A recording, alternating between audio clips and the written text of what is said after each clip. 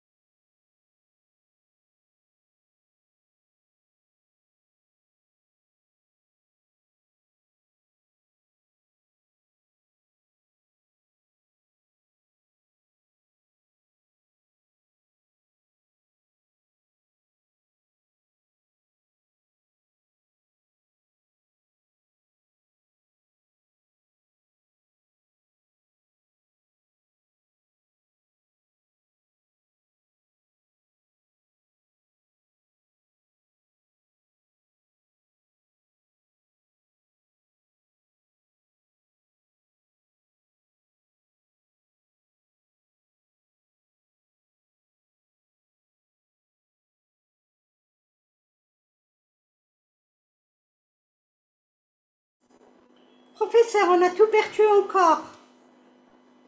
Oh, ben.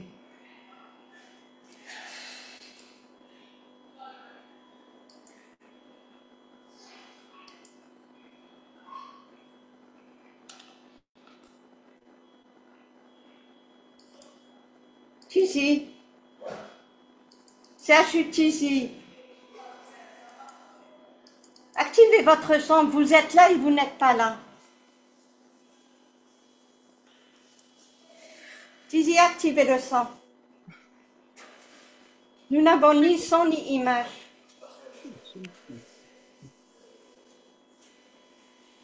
Voilà, vous avez activé le son. Vous avez encore perdu le partage. Voilà, c'est bon. Alors, j'ignore à quel moment nous avons été déconnectés. mais je refais quand même quelques diapos.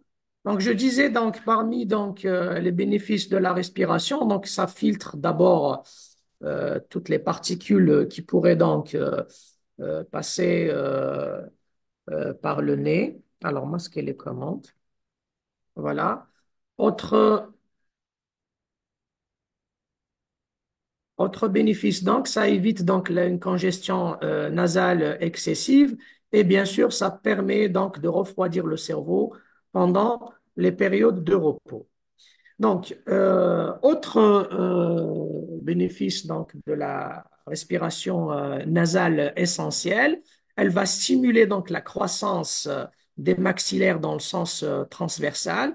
En réalité, il va y avoir donc une pneumatisation du sinus qui va permettre donc une croissance transversale optimale.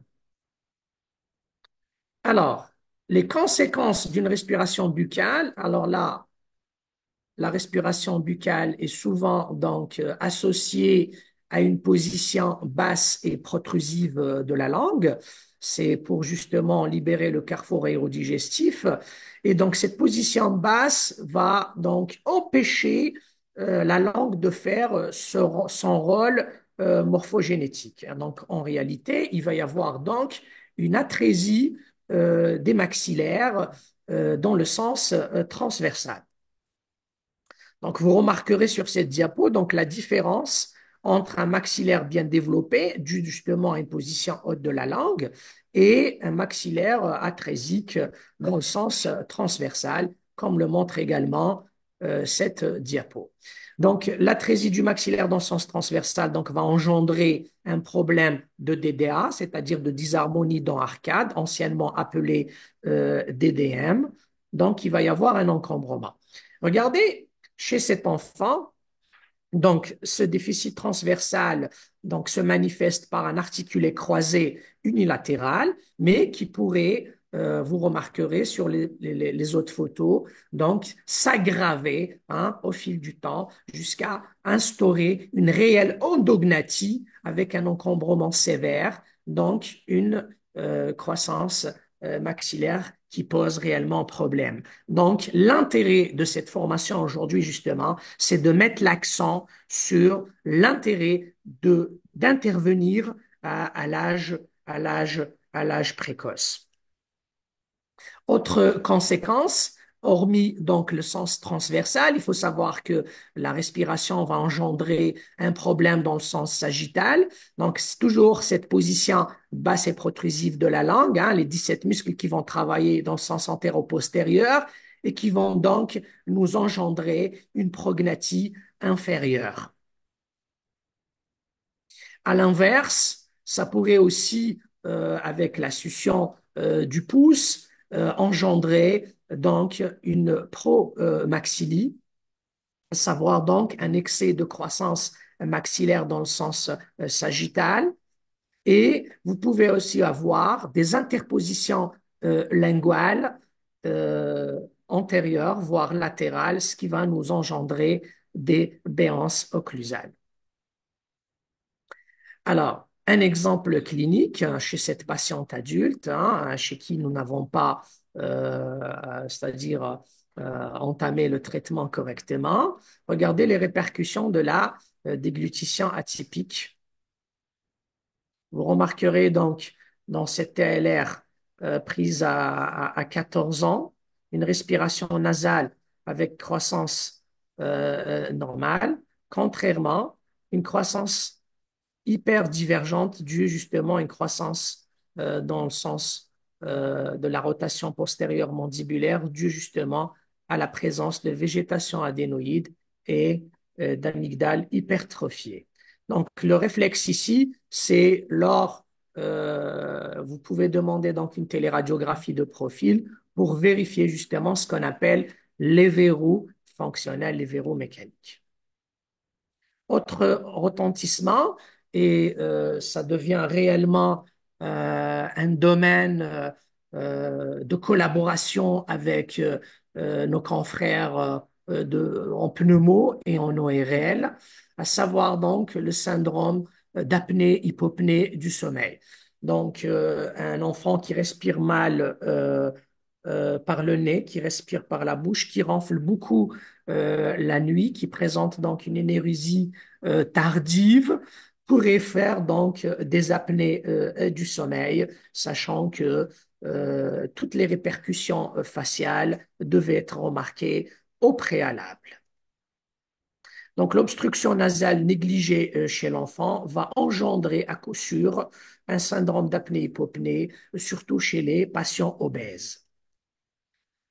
Donc, la symptomatologie, elle est claire, puisque donc les patients vont présenter des céphalées, une somnolence, même chez les adultes d'ailleurs, donc des mauvais résultats scolaires, un retard staturopondéral, et tout ça donc va engendrer aussi une modification de la posture crânio-cervicale pour faciliter le passage de l'air. Regardez donc l'extension cervicale est une projection de la tête vers l'avant, comme le montre cette diapo. Donc, les principales causes de ventilation buccale doivent être signalées, doivent être diagnostiquées très précocement.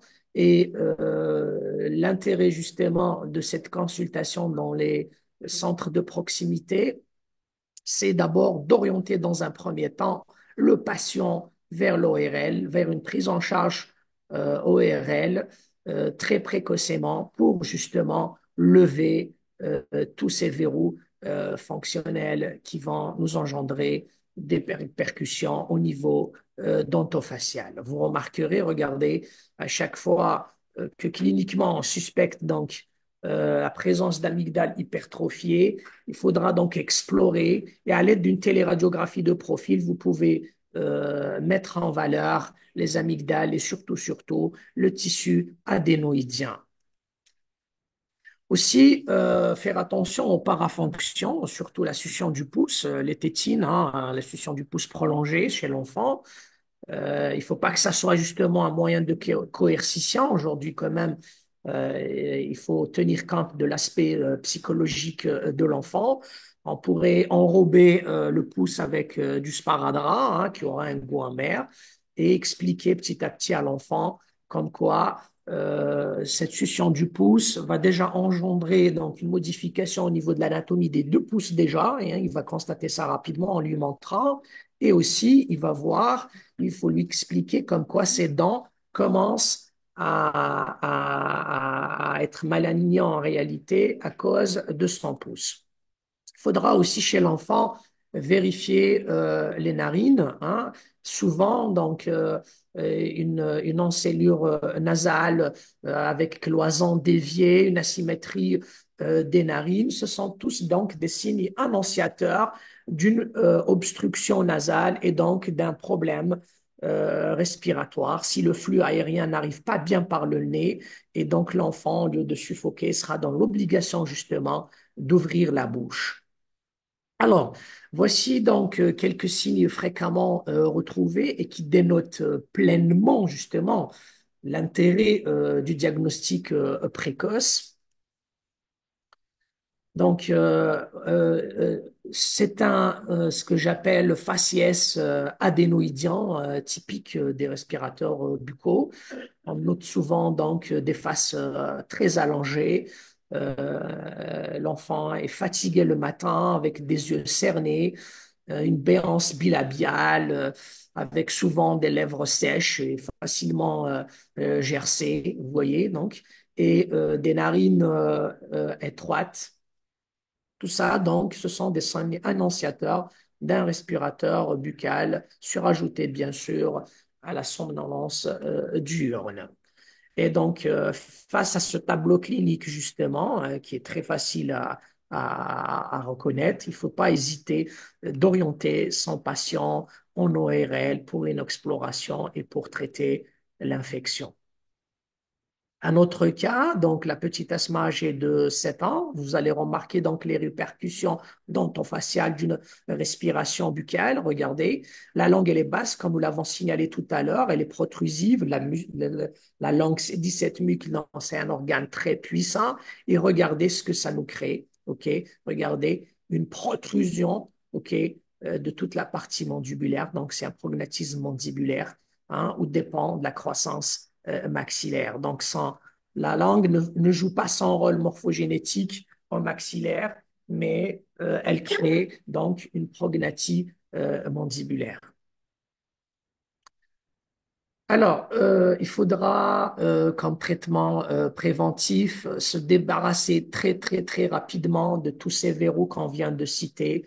Il faudra rétablir en réalité une respiration nasale essentielle. C'est primordial. Ensuite, comme seconde intention, donc la prise en charge doit être euh, orthodontique, c'est-à-dire que nous allons euh, créer une expansion maxillaire par le biais soit de disjoncteurs, soit de vérins. L'essentiel, c'est d'agir donc dans le sens transversale, en réalité, c'est pour récupérer un peu, si j'ose dire, le déficit de croissance maxillaire dans le sens transversal. Je reviens un peu dans la thérapeutique au SAOS. On a tendance à prescrire les CPAP pour les enfants. La prise en charge du SAOS par la CPAP devrait être en commun accord justement avec une équipe pluridisciplinaire, car souvent, les pneumos et les ORL réenvoient le patient chez l'orthodontiste qui fait donc ces examens céphalométriques pour indiquer donc ce qu'on appelle les activateurs. Ce sont des propulseurs qui vont donc créer une antéposition mandibulaire, ce qui va libérer donc le carrefour aérodigestif.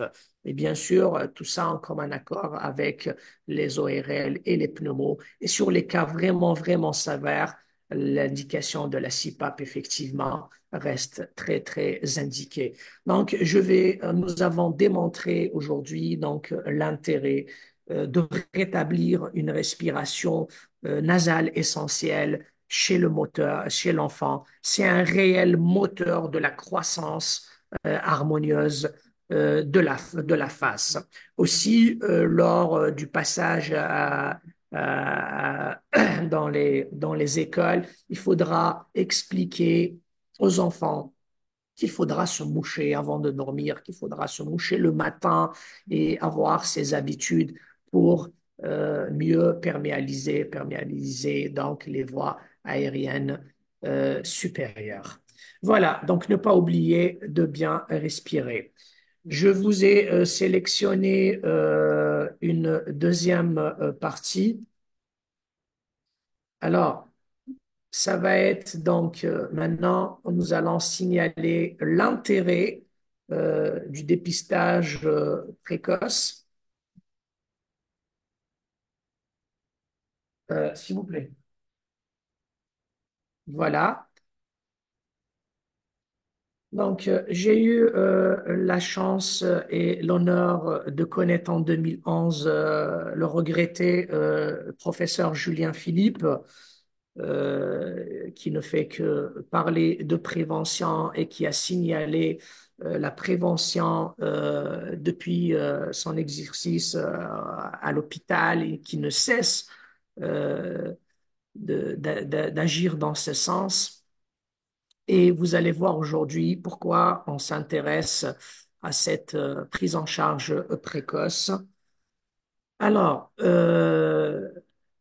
en prenant uniquement, par exemple, pour exemple, donc le syndrome de la classe 3, la prognathie, donc la prévalence, elle est très, très, très, très élevée dans le monde entier, hein. Et en France, elle est entre 3 et 7%. En Afrique, elle est de 8%. Et qu'en est-il dans notre pays, en Algérie, en réalité? Donc, les différentes études menées dans ce sens prouvent pleinement que nous avons aussi une forte prévalence et qui est entre 6 et 8%. Pourquoi je m'intéresse à cette anomalie de bon matin et au dépistage de cette dysmorphose qui est due essentiellement donc à à la respiration?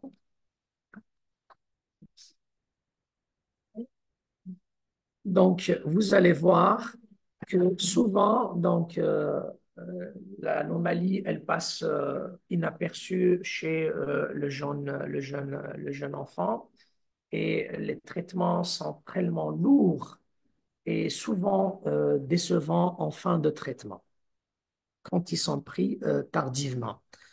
Et le bon timing, à quel âge doit-on prendre en charge ce traitement? Ben, le citron est pressé. Agir tôt, c'est prévenir cette anomalie. Donc, les nouveaux paradigmes donc, semblent en réalité résoudre cette équation.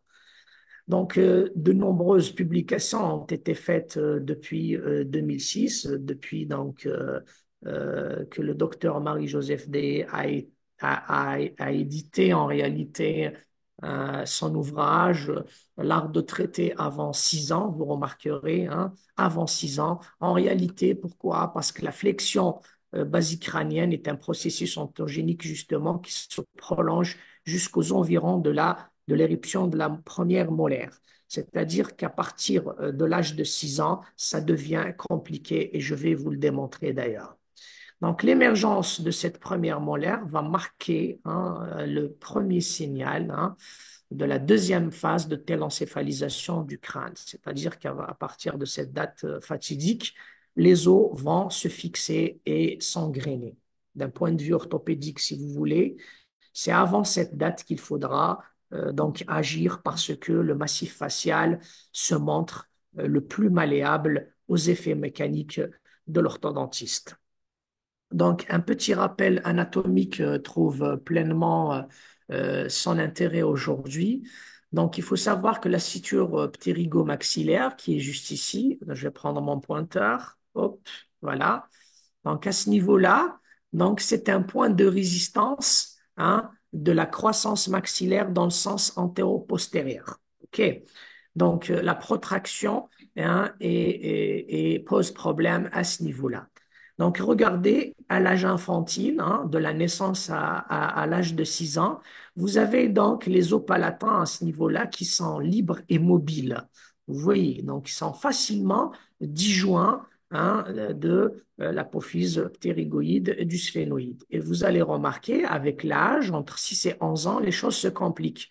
Pourquoi se compliquent? Parce qu'il va y avoir des zones d'articulation hein, au niveau de la suture qui vont commencer à se synostoser. Pire encore, entre 11 et 17 ans, il va y avoir une réelle soudure qui va apparaître à ce niveau-là, empêchant tout mouvement du maxillaire, justement, dans le sens antéro-postérieur, pardon, parce que la suture devient très complexe et le cas devient encore plus complexe, voire condamné à la chirurgie hein, à partir de l'âge de 17 ans.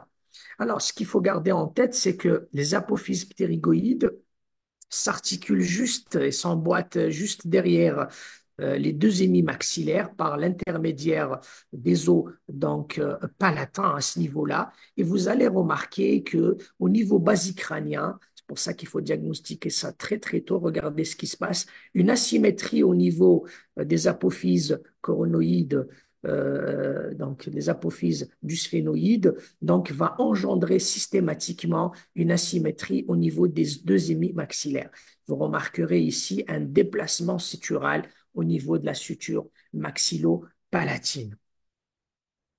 Donc, ce sphénoïde qui reste en position d'asymétrie va provoquer une asymétrie au niveau maxillaire. Mais vous allez me dire comment peut-on voyager au niveau des crânes de nos enfants? Oui, c'est vrai, on ne peut pas voyager au niveau des crânes hein, et faire un scanner à cet âge-là. C'est un peu dramatique à mon sens, vu donc les risques d'irradiation.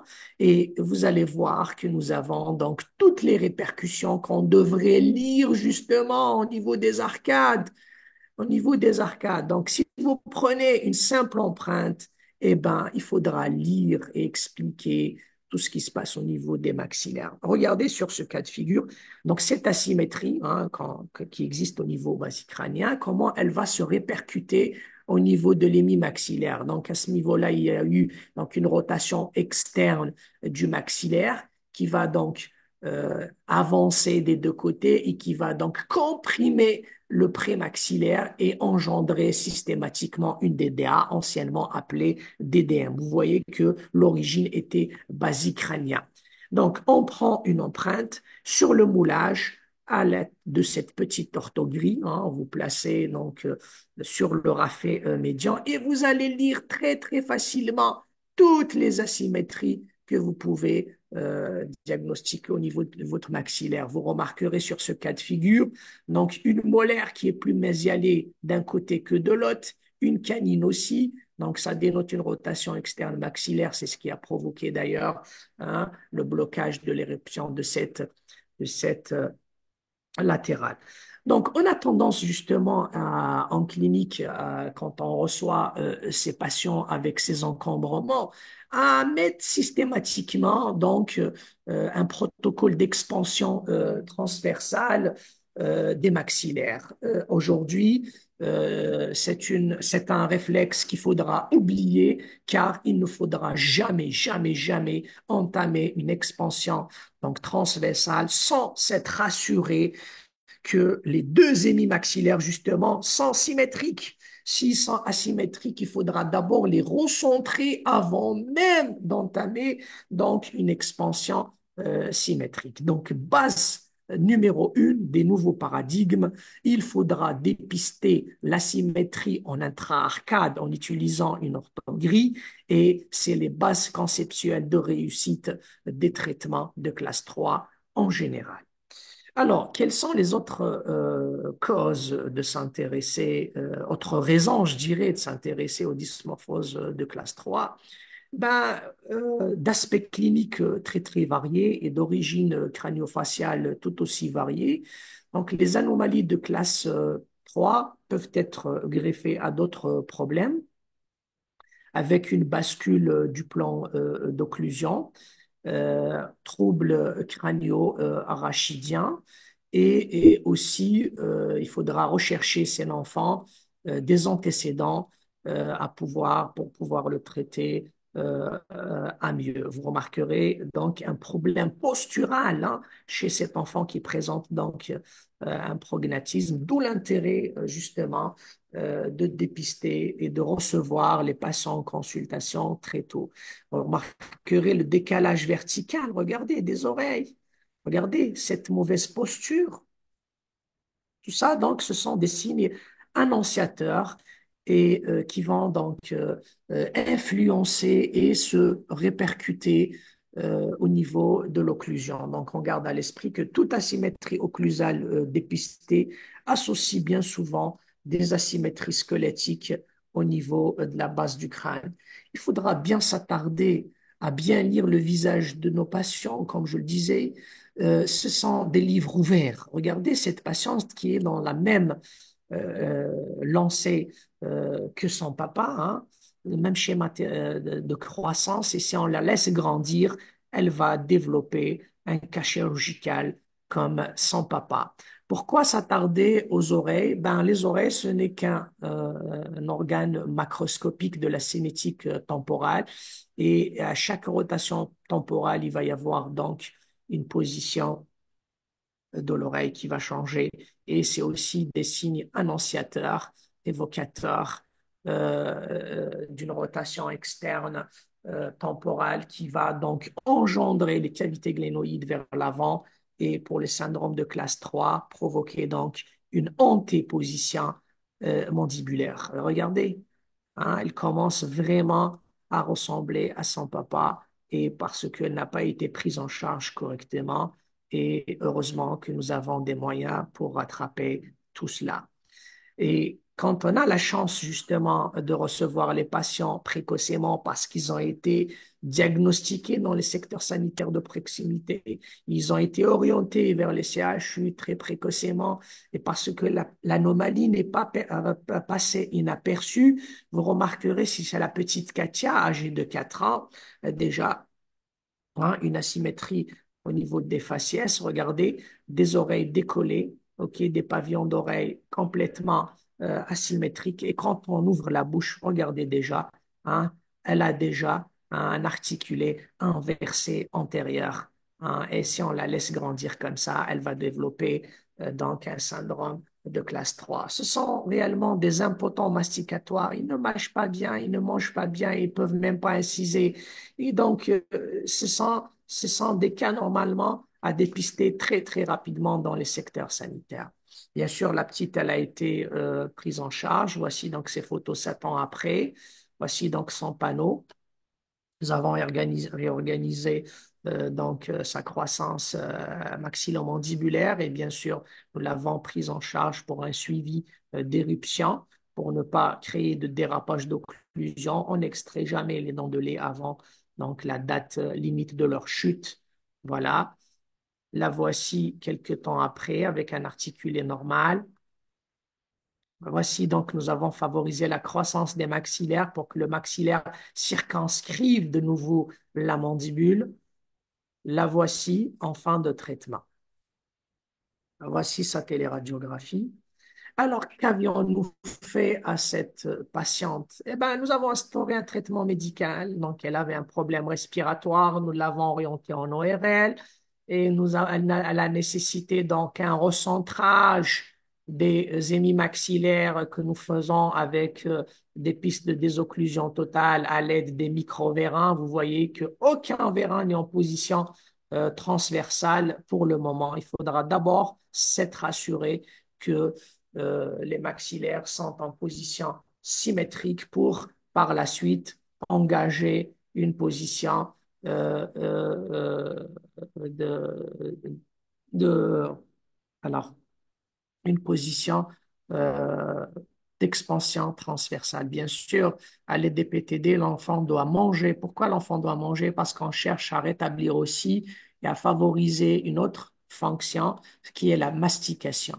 Vous voyez, donc la mastication joue un très, très, très grand rôle dans le rétablissement d'une croissance optimum et plusieurs travaux le montrent dans la littérature. Donc, il faut favoriser aujourd'hui des aliments durs. Vous voyez, on a tendance à remettre des goûters sucrés à nos enfants. On ne favorise pas la mastication plutôt que de leur remettre des légumes crus, hein, pour inciter les mâchoires à travailler. La voici donc quelques temps après. 10 ans plus tard, vous voyez qu'elle reste dans une stabilité. Aucun bracket n'a été mis en bouche. Le traitement est resté stable. Pourquoi? La simple raison, c'est qu'elle s'est présentée précocement et elle a été orientée pour des soins précocement dans le cadre de la prévention et elle a été prise en charge précocement. La voici à 4 ans, hein, avec une croissance mandibulaire qui commence à se voir déjà. Voilà, neutralisation vers 11 ans et regardez, stabilité vers 14 ans. Aujourd'hui, je pense, elle a 16 ans et demi. Regardez ces mâchoires, comment elles sont bien développées. Il faudra aussi apprendre à faire l'examen statique de l'occlusion. Donc, il faut bien repérer les médianes, il faut bien voir les déplacements de la mandibule, vous voyez, et ça, c'est l'examen de la mastication qu'on devrait tous faire pour justement diagnostiquer une mastication unilatérale alternée, voire une mastication défectueuse chez l'enfant qui mastique uniquement d'un seul côté. Autre cas, donc la petite Lilia âgée de 4 ans, vous allez remarquer la même chose, donc un problème de croissance sagittale.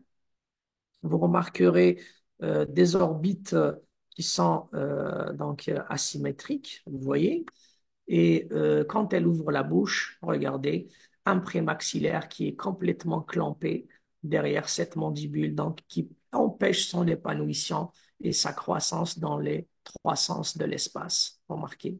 Donc le contact prématuré canine latéral. Voici son panneau, voici sa téléradiographie et tous les examens céphalométriques nous montrent avec exactitude donc une croissance excessive mandibulaire. Et bien sûr, idem, elle a été traitée et regardez, hein, l'intérêt de la prise en charge précoce. Vous voyez, un enfant pris en charge précocement, 11 mois seulement de traitement en suffit pour justement traiter cette jeune patiente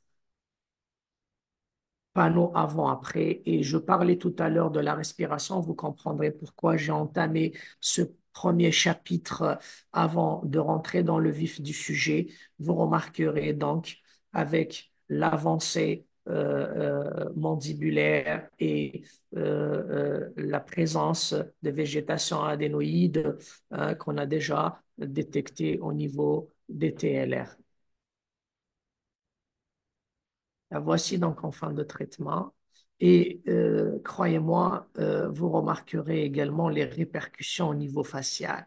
C'est extraordinaire quand vous avez donc une mâchoire inférieure, une mandibule, une mâchoire supérieure qui pose un problème de croissance sagittale. Vous avez directement une répercussion au niveau facial.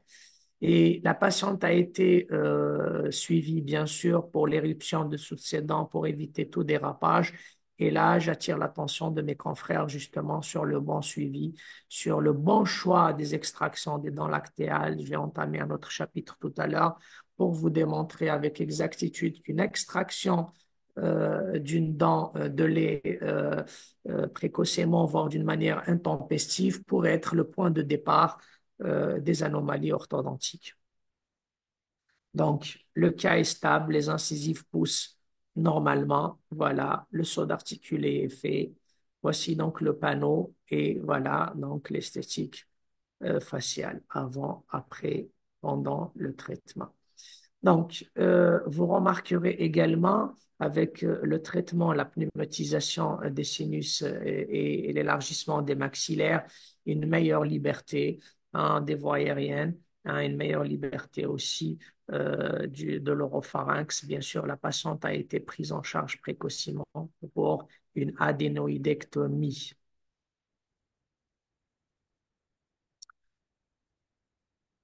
Voilà donc son occlusion statique. Et là, comme je disais tout à l'heure, à 12 ans, 13 ans, il faut pas aussi hésiter à refaire à chaque fois donc l'examen de la mastication qui va nous prouver et la bonne stabilité du cas.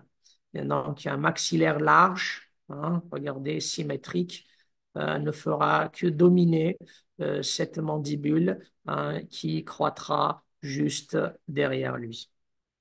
Alors, en ce qui concerne les encombrements lors justement de la gestion des espaces et des anomalies orthodontiques, il ne faut pas se presser à extraire les dents. On peut gérer les encombrements en justement favorisant donc l'utilisation de ce qu'on appelle le leeway. Hein. C'est donc la différence de l'espace entre les dents lactéales, les molaires de lait et les prémolaires permanentes avant même des fois de favoriser leur extraction, vous pouvez donc meuler la face mésiale des dents de lait, bien sûr, pour aménager un peu plus d'espace pour les prémolaires avant même de favoriser leur extraction définitive pour ne pas justement favoriser la dérive mésiale des cis qui va vous bouffer l'espace du leeway. Voici donc les arcades. Aucun bracket n'a été mis en bouche aussi pour cette patiente. Vous voyez que quand le traitement est pris, quand le patient est pris en charge précocement, donc la nature reprend bien les choses. Et c'est les nouveaux paradigmes justement qu'il faudra appliquer aujourd'hui. Essayer donc d'instaurer des thérapeutiques au moment idoine, hein, au moment opportun, pour relancer une réelle croissance harmonieuse des maxillaires et de la face en général. Voilà, donc la patiente a 14 ans avec une stabilité totale. Un autre cas, hein, vous remarquerez donc la symétrie des orbites. Regardez, hein, l'oreille décollée d'un côté, hein, un véritable exemple justement de la prédisposition crânienne aux dysmorphoses de classe 3, l'aspect boudeur de la patiente. Et quand elle ouvre la bouche, justement, hein, ben voilà, une réelle surprise nous attend. Et ce cas en réalité est compliqué et regardez les polycaries qui devaient être prises en charge précocement. Regardez toutes les édentations créées qu'on a laissées comme ça. sans pause de mainteneur d'espace. Et bien sûr, la nature a horreur du vide, donc c'est la langue qui s'interpose et surajouter au problème de prognatisme toutes les autres anomalies qui vont se greffer. Un cas très, très, très complexe qui a atterri malheureusement chez nous à l'âge de 6 ans, donc ça a 6 ans et 4 mois, donc ça a dépassé l'âge de 6 ans que j'aurais aimé recevoir vers 5 ans, voire 4 ans. Donc, toute la céphalométrie, le tableau clinique en faveur donc d'un progressisme mandibulaire, voilà. Et ce type donc d'anomalie adhère à la base conceptuelle numéro 2, c'est-à-dire que les rotations sphénoïdales laxes postérieures contre-indiquent l'utilisation du masque facial chez l'enfant. Donc, il faudra hésiter à orienter le patient en orthodontie, en consultation spécialisée, et eux, ils vont faire la part des choses pour essayer d'entamer une thérapeutique avec les pistes de désocclusion totale avant même d'agresser en réalité les jeunes patients avec des thérapeutiques très très lourdes, munies de masques et d'élastiques et des fois avec 1 kilo de force antérieurement. Bien sûr, en cas d'échec avec les PTD, le masque de Doller trouve pleinement son intérêt, son indication. Et là aussi, il faudra mener le traitement correctement en instaurant donc des gouttières de Jean-Louis et en favorisant une bonne mastication. Mais tout ça nécessite une bonne étude au préalable. N'hésitez pas à lire ce qu'il y a comme information sur le moulage et sur le faciès de vos enfants. Là, encore une fois, je vous démontre que aucun vérin transversal n'a été utilisé directement. Vous remarquerez que nous favorisons toujours un recentrage des demi-maxillaires avant même de provoquer une croissance transversale symétrique. La patiente a été déjà traitée, bien sûr, mais nous avons pris en charge, c'est un vieux patient du service et nous n'allons pas détailler malheureusement, vu le temps qui nous est imparti, toute la thérapeutique, où vous remarquerez très, très, très rapidement donc, le saut d'articuler et regarder la répercussion au niveau de l'esthétique faciale. Hein, on ne dirait plus la même patiente. Donc, en conclusion, si les traitements sont entamés tôt aujourd'hui, et c'est les nouveaux paradigmes d'ailleurs, hein, il y a très rarement besoin d'avoir recours à la chirurgie à l'âge adulte.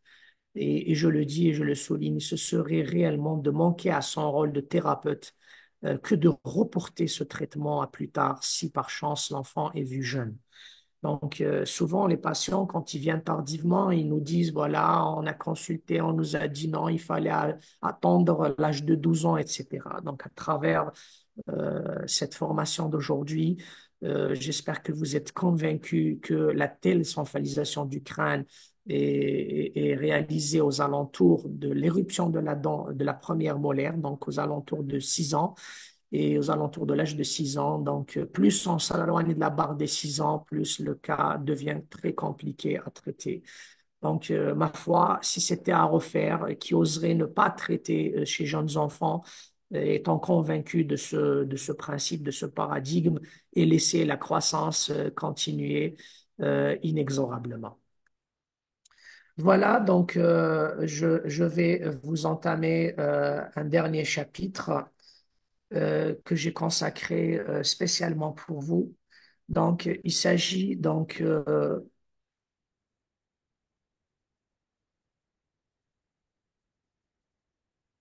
alors, vous m'entendez, docteur Gouga?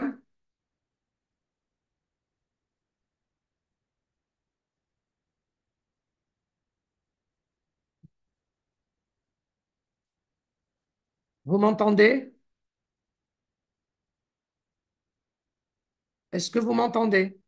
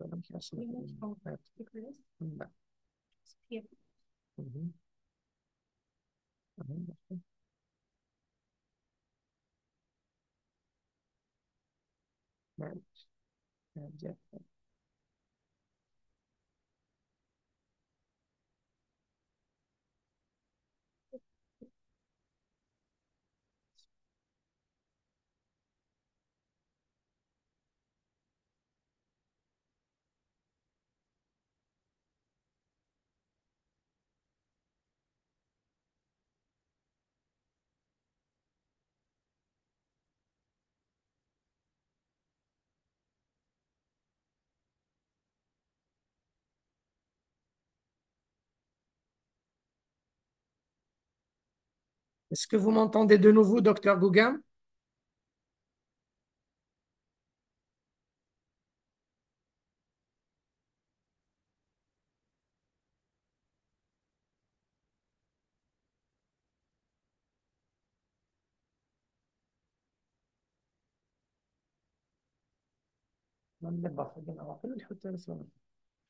Allô? Ça marche?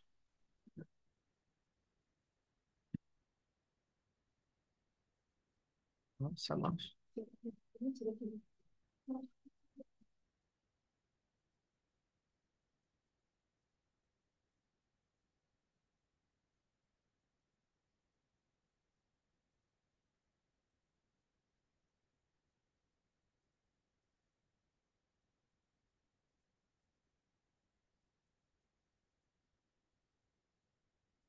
Je voulais savoir, est-ce qu'on était toujours... non, mais est-ce on m'entend au bout du fil? Je voulais m'assurer avant d'entamer la dernière partie. Est-ce qu'ils sont toujours... là, là, d'accord. Non, mais je-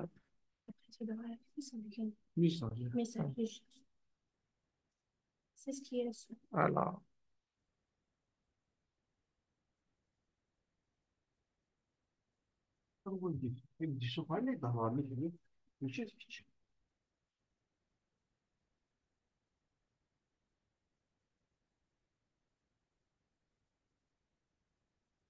hein? Hein? Ah oui, d'accord. C'est bon. Ok.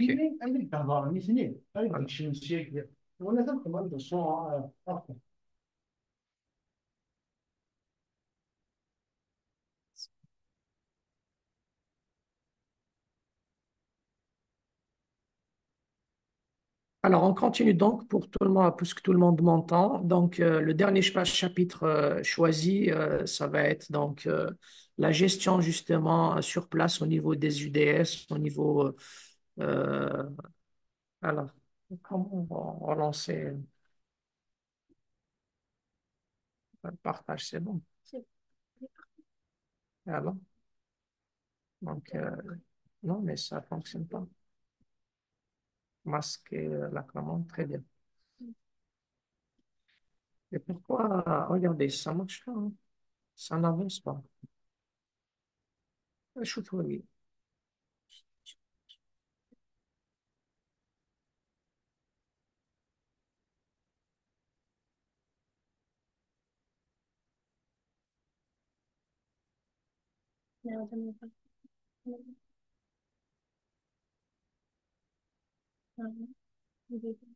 C'est bon, ça m'a partage.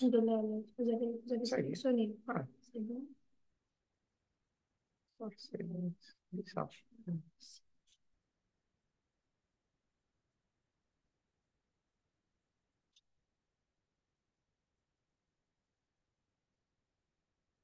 Je sais pas.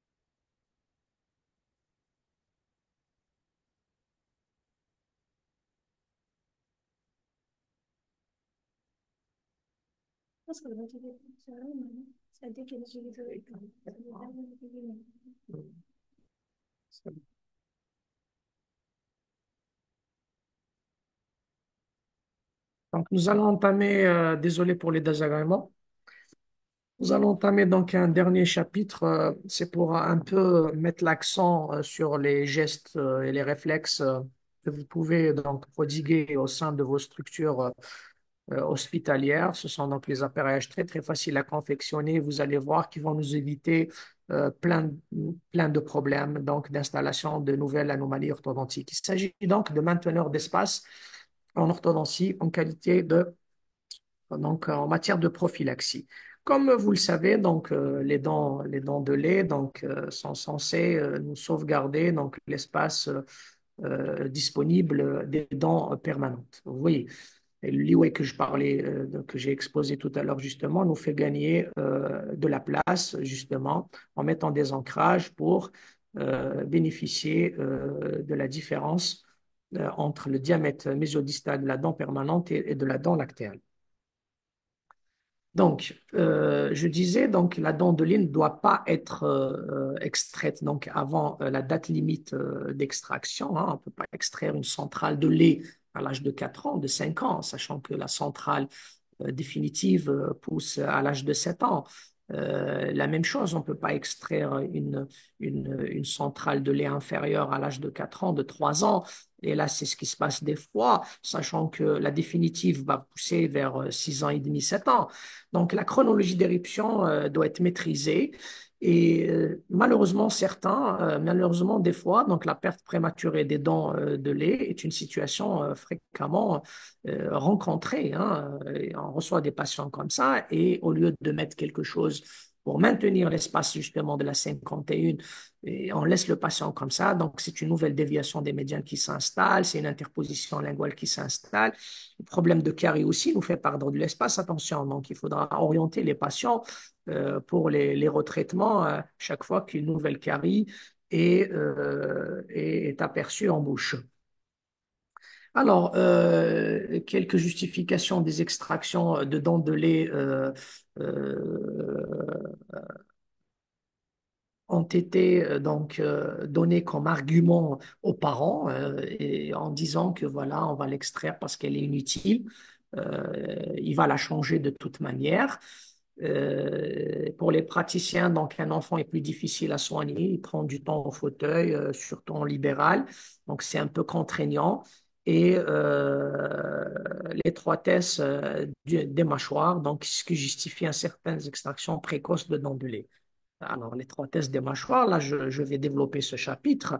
Si vous extrayez des dents précocement, vous allez augmenter l'étroitesse des mâchoires. Pourquoi? Parce que ça va être une mastication qui est mal faite, ça va être un volume dentaire qui est amoindri et donc systématiquement des maxillaires qui seront atrésiques davantage. Donc, toutes ces notions, en réalité, elles sont fausses. Elles sont fausses. Donc, c'est vraiment pas scientifique d'entamer les choses de cette manière.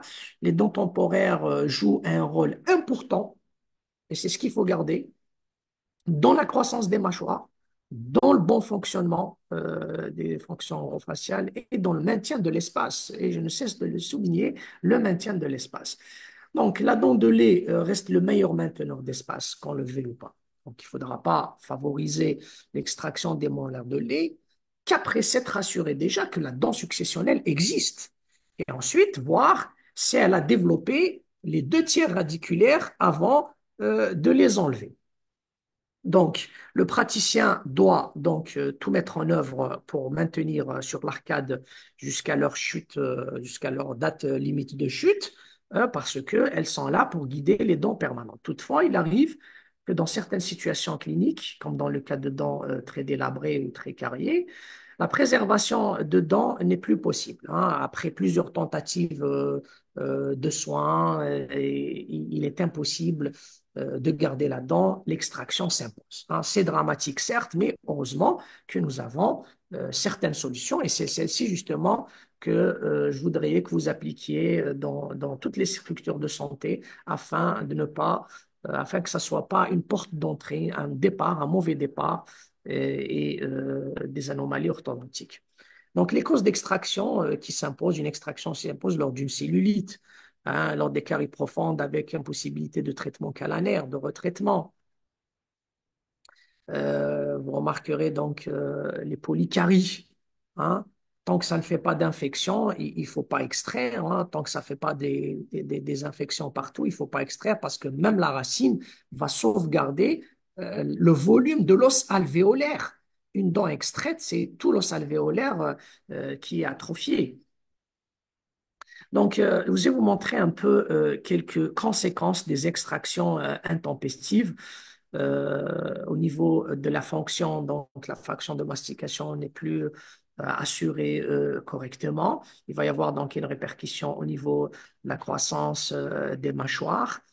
Il va y avoir également, lors de l'absence des mainteneurs d'espace, la pose des mainteneurs d'espace, donc une migration anarchique des dents qui vont engendrer, regardez, un problème d'éruption. Hein, c'est une dent qui est retenue, hein, qui est retenue, donc elle pourrait être incluse à cause d'une extraction intensive et d'un mainteneur d'espace qui n'a pas été mis à temps. Un verrouillage total d'une prémolaire dû à l'absence d'un mainteneur d'espace lors d'une extraction de dents de lait. Regardez sur ce cas dramatique, je dirais, une forte dérive mésiale des dents de 6 ans, ce qui va engendrer donc une inclusion des prémolaires, tout ça parce que nous avons extrait donc les dents de lait et nous n'avons pas pris les mesures idoines. Alors, vous remarquerez aussi, c'est comme un peu le cas de la petite âgée de 6 ans que je vous ai montré tout à l'heure. Donc, en regard des espaces d'édentation, vous avez donc la langue qui investit les sites, hein, vous voyez, et ça pourrait être le point de départ d'une infraclusion, d'une béance latérale. Alors, autre cas, bien sûr, regardez, des extractions et sans pose de mainteneur d'espace, interposition linguale, et ça pourrait être aussi un point de départ d'un proglissement mandibulaire. Alors, qu'est-ce qu'un mainteneur d'espace en réalité? Ben, comme son nom l'indique, il est censé nous maintenir l'espace. Et nous avons toute une panoplie d'appareillages disponibles à notre disposition. Il suffit juste de les mettre quand il faut, là où il faut, pour éviter toutes ces répercussions que je viens de vous montrer. Donc, quels sont les facteurs à considérer avant la pose d'un mainteneur d'espace? Alors, d'abord, avant l'extraction d'une dent de lait, comme je le disais il y a quelques minutes, il faut s'assurer de la présence ou pas de la dent successionnelle. Donc, un germe absent, au contraire, il faudra maintenir la dent de lait à long terme. Et regardez, sur ce cas de figure, doit-on extraire ou pas? Eh ben, la réponse, c'est non. Il ne faut pas extraire parce que la dent, elle est encore très loin et elle n'a pas encore développé les deux tiers radiculaires. Et donc, celle-ci, le fait de maintenir la molaire de lait, va servir de guide éruptif. À ce moment-là, sur ce cas-là, hein, à votre gauche, là, vous pouvez extraire. La dent a développé les deux tiers. Le mainteneur d'espace qui est naturel, qui est la dent, donc a joué pleinement son rôle. Et à ce moment-là, on peut faire l'extraction. Je vais vous présenter rapidement donc les différents types de mainteneurs d'espace que nous utilisons et que vous pouvez utiliser. Donc, au sein de votre structure, si vous avez donc des services d'océan d'eau, donc vous pouvez faire ce qu'on appelle les coiffes pédo. Vous pouvez utiliser ces rubans pour améliorer l'esthétique et maintenir l'espace des centrales et des latérales. Un ruban adhésif sur lequel vous allez confectionner au composite des dents artificielles en réalité. Vous pouvez mettre des plaques amovibles avec des mainteneurs d'espace pour préserver l'espace des prémolaires. Voilà. Vous pouvez antérieurement créer une plaque palatine comme si vous faites une prothèse partielle adjointe. Hein. Donc l'enfant va mâcher, donc nous allons relancer la mastication et nous allons améliorer l'esthétique du patient. Voilà, donc mainteneur d'espace avec adjonction de deux dents artificielles, ça pourrait se faire aussi en attendant l'éruption des prémolaires. Et vous avez ce qu'on appelle l'arc lingual. Donc, il suffit de mettre des bagues, hein, et prendre une empreinte avec des bagues et confectionner sous bout de fil en 0,9, OK? Et que vous pouvez souder au laboratoire un arc de Nance pour le maxillaire, un arc de Nance sur lequel on peut greffer deux dents artificielles. Vous voyez que les appareillages existent et souvent, on a eu recours à utiliser ce dispositif qui est très, très simple à faire. Parce que certains praticiens se disent, bon, ce n'est qu'une dent lactéale, on n'a pas extrait trop de dents, donc on peut laisser comme ça. Non, la réponse est faux. C'est faux. Donc, et pour prévenir la mésialisation, la dérive mésiale de cette 6, un mainteneur d'espace unitaire existe et vous pouvez très, très bien le confectionner. Ça prend même pas 1 heure de temps. Donc, les étapes de réalisation, un petit cas clinique choisi pour vous très rapidement. En clinique, donc, voici le patient qui se présente donc avec une extraction. Vous remarquerez donc déjà la migration distale de la dent et la migration mésiale de la 6, hein, qui vont donc nous engendrer un verrouillage euh, si on ne traite pas. Donc, on était obligé d'extraire et bien sûr de préparer un mainteneur d'espace. Vous aurez utilisé donc un plateau technique, un simple débugger, un enfonce bague pour choisir les bagues qu'il faut.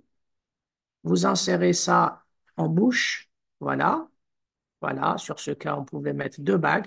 Vous prenez une empreinte bague en place. Voilà, vous pouvez choisir les bagues, le numéro qu'il faut sur un moulage en plâtre. Choisir les numéros, prendre une empreinte en place. Voilà, en insérant avec l'enfonce bague et en débaguant avec un débagueur. Voilà, les bagues sont bien ajustées. On prend une empreinte, on enlève les bagues, on les remet sur l'empreinte, on coule l'empreinte et vous aurez un moulage muni des deux bagues. Et donc, c'est l'étape laboratoire. Vous n'aurez qu'à confectionner ce simple boudin de fil que vous allez souder et à mettre en bouche, bien sûr, le sceller avec du ciment de scellement. Donc, comme conclusion, le praticien doit en premier lieu tout faire afin de conserver les dents temporaires sur l'arcade. Néanmoins, si l'extraction est inévitable, on se doit de mettre en place un mainteneur d'espace. La réalisation est très facile, hein, elle se fait très rapidement et c'est vraiment un geste à prodiguer dans tous les secteurs de santé de proximité. C'est un geste facile à faire qui nous rend beaucoup de services, qui empêche donc, vous avez vu, donc le verrouillage des dents successionnelles, qui empêche l'interposition linguale et qui empêche donc les anomalies orthodontiques tout court. Voilà, donc j'arrive au terme de ma présentation. Docteur Gougam, je ne sais pas si vous pouvez reprendre les commandes pour un débat. Un débat, probablement, il va y avoir donc des questionnements de la part de nos confrères. J'aimerais bien. Donc, je suis à l'écoute.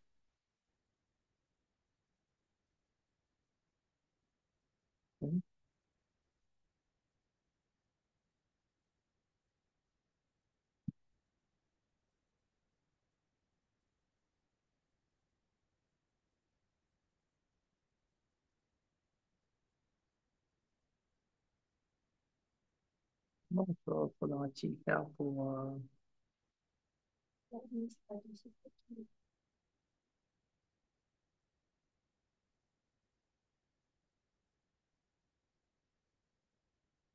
hmm, 250 participants. Voilà.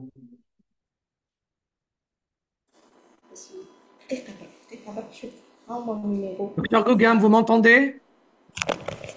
Professeur, Vous m'entendez, ça va? oui, je vous entends, je vous entends. J'ai rattrapé le temps perdu. Mais Cyril, vous Je l'avez dois faire rattrapé. Vous êtes essoufflé, Barrella. Ah oui, je suis Ça essoufflé va les pour participants, vous justement. avez bien suivi. Ah, Kaloulek, merci, ça veut dire ils ont bien suivi. Alors, Dites-moi, ils sont au nombre professeur. de 250. Je les remercie Allah d'ailleurs يبارك pour الله l'intérêt يبارك. qu'ils portent à la formation continue. Je vois qu'ils sont au nombre de 250. Oui, en Je les général, les remercie pour dentistes, Allah l'intérêt. يبارك, ils sont très, très Voilà, motivés. donc j'ai un peu accéléré pour que le débat soit fructueux et enrichi. Donc j'attends les questionnements de mes confrères par rapport à tout ce que j'ai exposé comme Vous nouveau lisez, paradigme. Je suis vous à lisez, l'écoute et je suis prêt à répondre. vous lisez sur le chat vous lisez sur le chat ce qu'il y Très a, bien. euh, les questions. Voilà, merci beaucoup, docteur. Alors, sujet très Surtout chez intéressant, nous, les merci. Merci beaucoup. Ma fille de 7 ans présente une Alors, maturation du maxillaire n'est la même, n'est pas, je suppose, n'est pas la même de la mandibule. Est-ce qu'on attend le pic de croissance? Non, justement. Alors, pour la consoeur qui me pose la question sur le fait d'attendre ou pas le pic de croissance, non. Dans le cadre de la prise en charge précoce, justement, je l'ai signalé sur le deuxième chapitre que nous avons consacré justement au traitement précoce, au dépistage précoce avant 6 ans. Donc, pour les structures de santé de proximité, s'il vous plaît, quand vous recevez les patients, même accompagnateurs des fois, hein, une petite fille, un petit garçon qui accompagne les parents, qui accompagne les et il faut jeter un coup d'œil, il faut les convoquer en consultation justement pour voir est-ce qu'ils ne présentent pas, comme on l'a vu, des orbites asymétriques, des oreilles décollées, une asymétrie faciale, des narines asymétriques et voir aussi au fond de la gorge. En consultation, s'ils ne présentent pas d'amygdale hypertrophiée afin de les orienter en ORL et afin d'entreprendre leur traitement précocement. Donc, il ne faut jamais attendre le pic de croissance. C'est tout ça l'erreur, justement. À chaque fois que nous, on CHU, à chaque fois que les gens se présentent en consultation tardivement, on leur dit, mais pourquoi vous êtes resté jusqu'à cet âge-là? On nous dit oui, mais parce qu'on a vu un dentiste. Il a décidé de nous dire, il a décidé de nous prendre en charge à 11 ans, à 12 ans à chaque fois. Il nous disait, non, non, non, c'est pas le moment, c'est pas le moment. Vous avez vu, on peut faire plein de choses. On peut faire dissoudre les anomalies entre 6 ans et l'âge pubertaire. Et ça fond, les anomalies fondent comme neige au soleil, comme je l'ai signalé déjà au docteur Gouga. Alors, je vais essayer de voir s'il y a d'autres questions, d'autres éclaircissements à apporter. Alors, le son est très faible. Alors, merci beaucoup, docteur. Ce thème est très intéressant. Merci, docteur. Alors, merci beaucoup pour ce thème très intéressant, surtout dans le dépistage des enfants scolarisés. C'est docteur Germah Latifa, PSP. Bah, merci de Sidi Blabès. Merci, notre cher cancer de Sidi Blabès. On vous entend très bien. Alors, y a-t-il des questions? Je vois qu'il y a des... Alors, classe 3, responsabilité maxillaire, même protocole, docteur. Alors, très bien, très, très bonne question de la part de mon confrère, docteur Gasmi.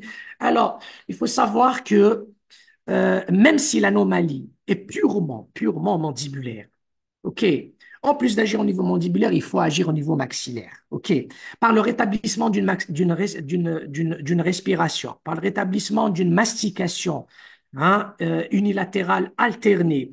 Le traitement consiste à repositionner le maxillaire en bonne position, en rétablissant une bonne mastication, pour justement dominer cette mandibule et pour que les deux puissent faire une croissance ensemble.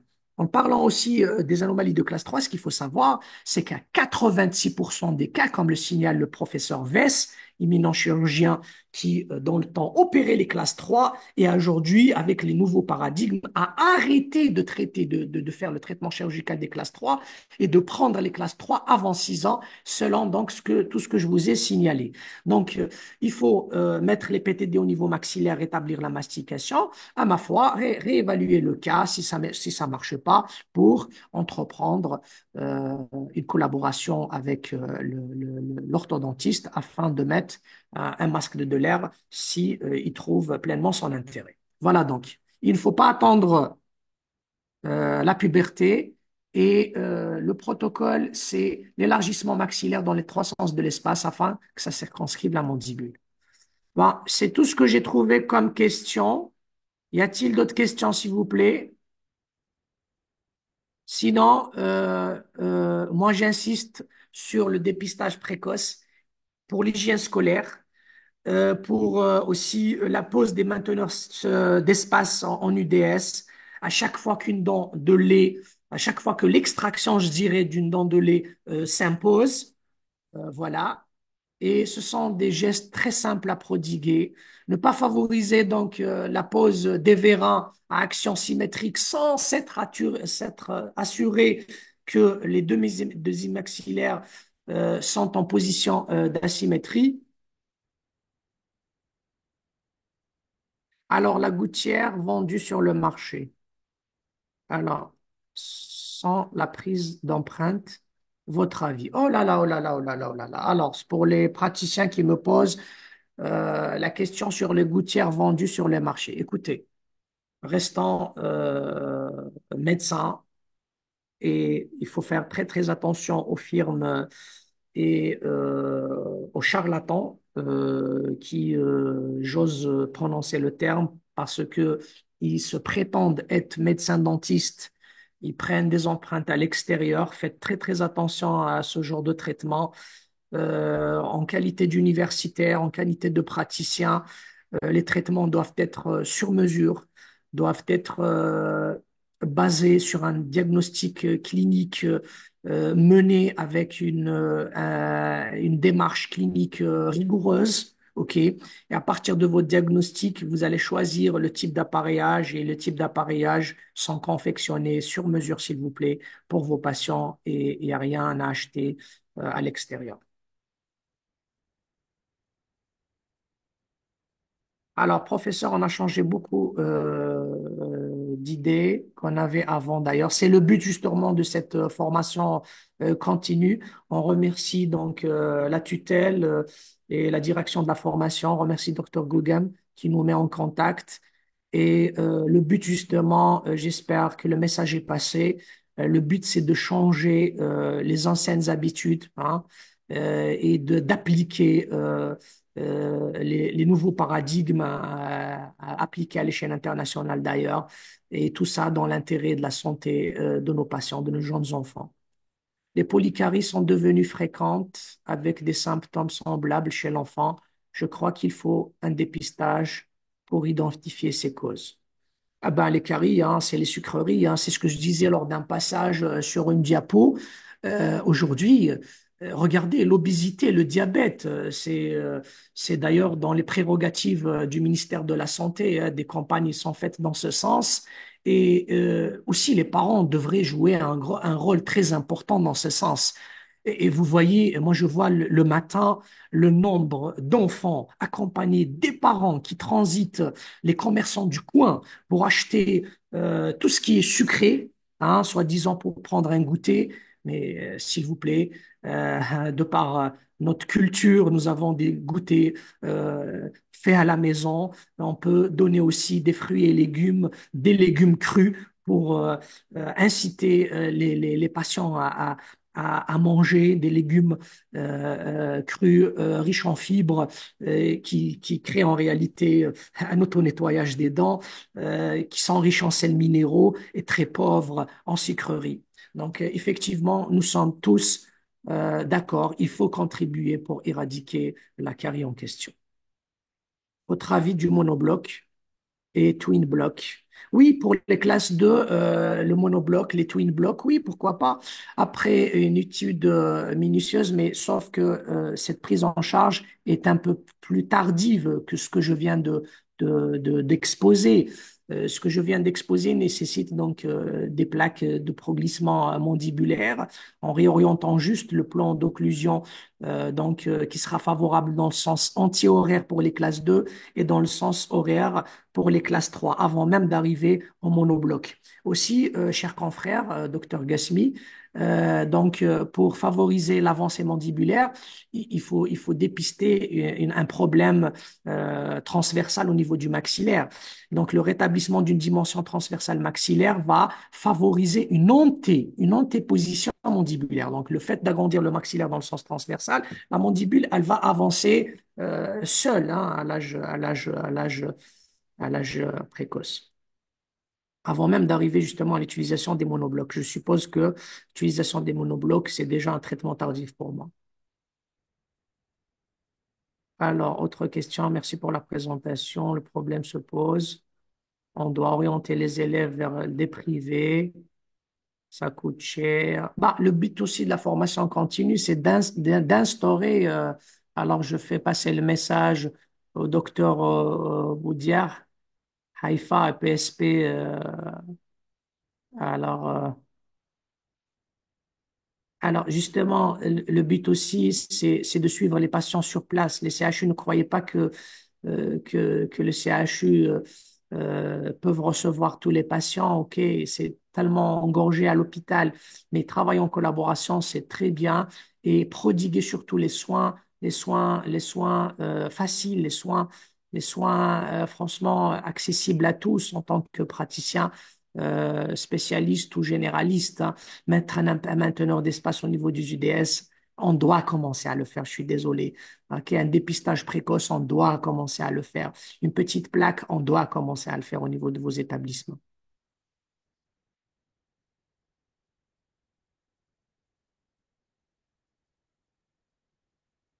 Effectivement, très bonne conscience de mon confrère qui nous pose la question, est-ce qu'on peut faire les extractions inférieures temporaires? lors de l'éruption des incisives permanentes lingualement. Exactement. Alors, le fait de voir donc la dent permanente faire son éruption lingualement, ça prouve que la dent de lait ne part pas. Ne part pas, c'est-à-dire elle est retenue, elle ne va pas partir seule. À ce moment-là, il faudra provoquer son extraction. Et là, j'ouvre une parenthèse, il ne faut pas croire que toutes les dents de lait tombent seules.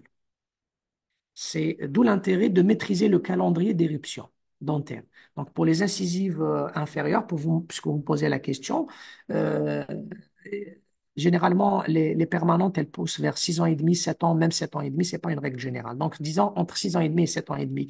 Donc, si vous remarquez une dent permanente qui pousse du côté lingual, il faut libérer. Il faut libérer parce que la dent a fait son éruption. On n'a plus de mainteneur d'espace. Bien au contraire, on doit aménager de l'espace pour que cette dent fasse son éruption. Par contre, j'ai une autre parenthèse aussi. Il ne faut pas extraire la dent adjacente à la première dans le but de créer assez de place pour l'incisive centrale permanente. Là, vous allez empiéter sur la latérale permanente. Certes que la centrale va s'épanouir, on va se repositionner, mais vous allez condamner la latérale. Voilà. Essayez de voir s'il y a d'autres questions.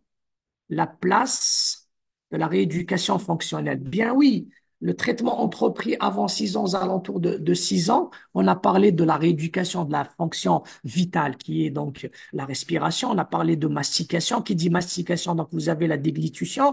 Et bien sûr, on a peut-être occulté de parler de la phonation, mais il faut savoir, quand vous avez une déglutition atypique avec des appuis linguaux erronés, vous avez souvent une perturbation de la phonation que vous pouvez bien sûr entreprendre et suivre avec l'orthophoniste en le sensibilisant par rapport aux appuis linguaux et par rapport à l'anomalie que présente votre patient si jamais c'est une béance antérieure. Est-ce qu'on fait les extractions des incisives inférieures temporaires lors de l'éruption des incisives parentales? Ah, ça, on a répondu déjà.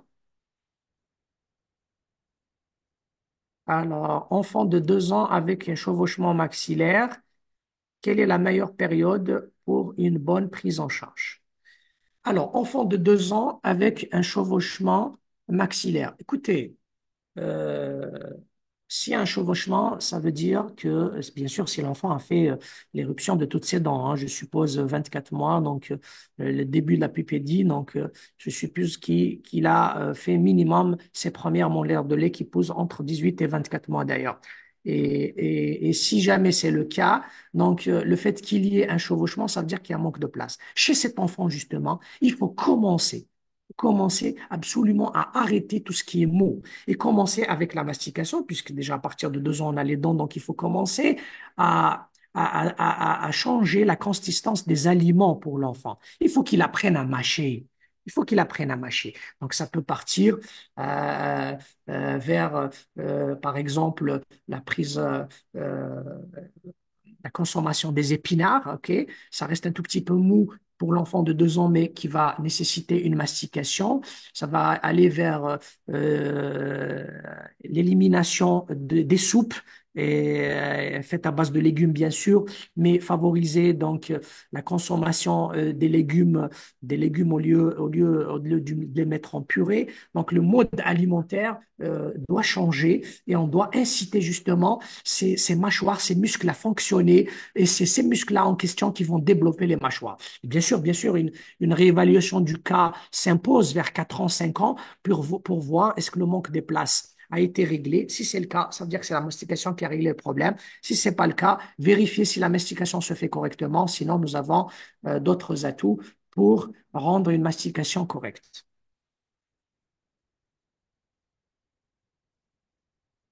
Alors, sur le terrain, on ne peut pas faire la prise en charge. Notre PSP n'a pas de moyens et le privé est trop cher pour nos patients et le CHU est très loin de nous. C'est ce que je disais. Il faudrait réellement une véritable politique de soins. Alors, au niveau des EPSP, moi je considère que les praticiens, que nos confrères peuvent développer plusieurs choses.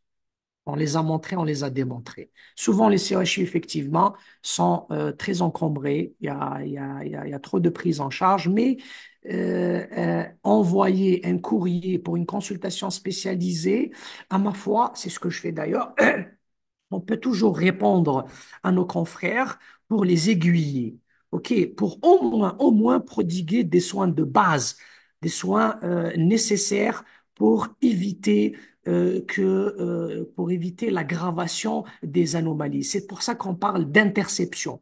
Après la prévention, donc, il y a le volet de l'interception qui doit être assuré au niveau des EPSP, parce que cette interception euh, va